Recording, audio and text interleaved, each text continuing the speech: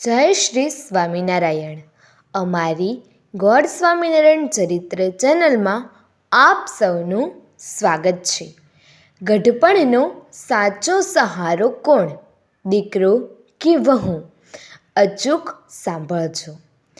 આપણે મોટા ભાગે એવું સાંભળતા આવ્યા છીએ કે ગઢપણનો સહારો દીકરો હોય છે અને એટલા માટે જ લોકો પોતાના જીવનમાં એક દીકરો હોય તેવી આશા રાખતા હોય છે, જેના કારણે ગઢપણમાં સહારો રહે.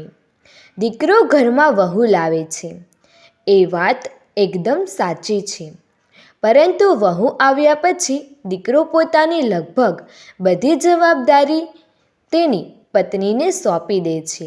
એટલે કે ઘરની બધી જવાબદારી તેની પત્નીને સોંપી દે છે અને પછી પત્ની આ જવાબદારી નિભાવતા પોતાના ઘરડા સાસુ સસરાનો ઘડપણનો સહારો બની જતી હોય છે.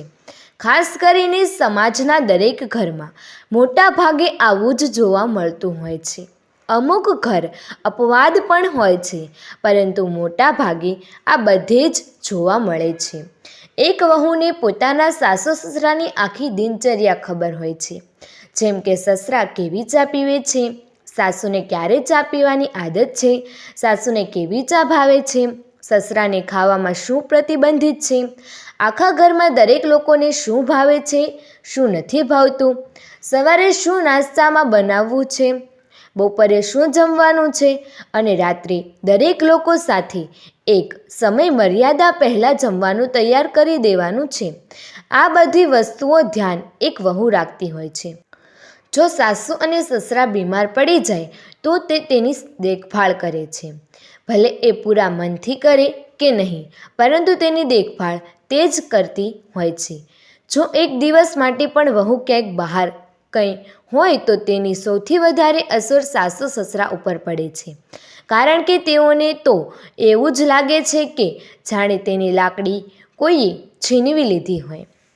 ચા નાસ્તાથી માંડીને સમયસર દવા લેતી વખતે કે જમતી વખતે વહુને અચૂક યાદ કરે છે, કારણ કે વહુ એક દિવસ પણ ન હોય તો જાણે તેઓનો સમય અસ્તવ્યસ્ત થઈ જાય છે.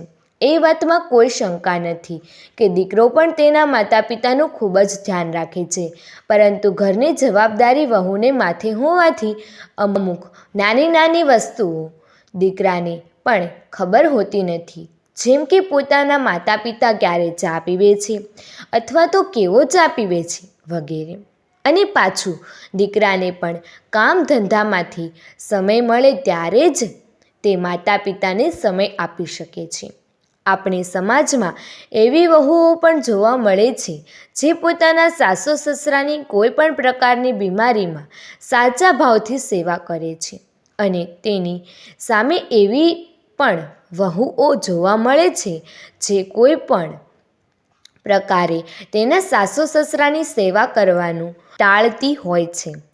ઘણી વખત સાસુ સસરાને શું જોઈએ છે અથવા તો તેઓનું મૂડ સારો છે કે ખરાબ તે દીકરાથી વિશેષ વહુ પણ જાણતી હોય છે, કારણ કે લાંબા સમય સુધી સાથે રહ્યા પછી પોતાના સાસુ સસરાને શું જોઈએ છે એટલું તો લગભગ દરેક વહુને અંદાજો આવી જાય છે. અને સાસુ સસરા ઘણી વખત પોતાના જ દીકરાને જે વાત કરતાં અચકતા હોય તે વાત તેની વહુ જ પોતાના પતિને કહે છે.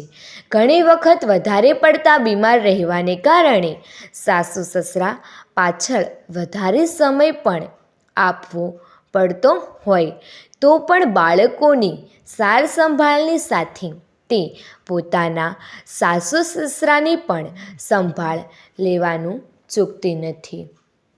આપણી આજુબાજુમાં ઘણી એવી વહુ હશે કે જે પોતાના સાસુ સસરાની સેવા કરતી હશે અથવા કરી હશે. આપણે જ માતા, આપણા દાદા દાદી વગેરેની સેવા કરતા જોયા હશે, અને એવા જ ઘણા બધા દાખલાઓ તમને મળી જશે.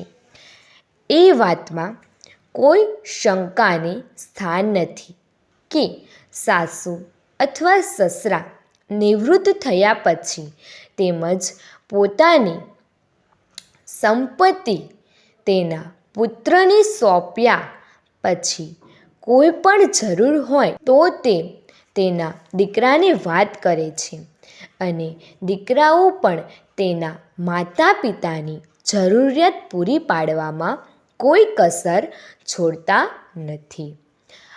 આ વાર્તાને અંતે એક સવાલ પૂછવા માંગે છીએ કે આખરે ઘડપણનો સાચો સહારો કોણ, દીકરો કે વહુ? તમારો જે પણ જવાબ હોય તે કોમેન્ટમાં જણાવો. જો તમને આ વાર્તા સાંભળવાની મજા આવી હોય તો અમારી ગોડ સ્વામિનારાયણ ચરિત્ર ચેનલને લાઈક, શેર અને સબસ્ક્રાઈબ કરવાનું ભૂલતા નહીં. તો આપણે નવી વાર્તામાં મળીએ. જય શ્રી સ્વામિનારાયણ.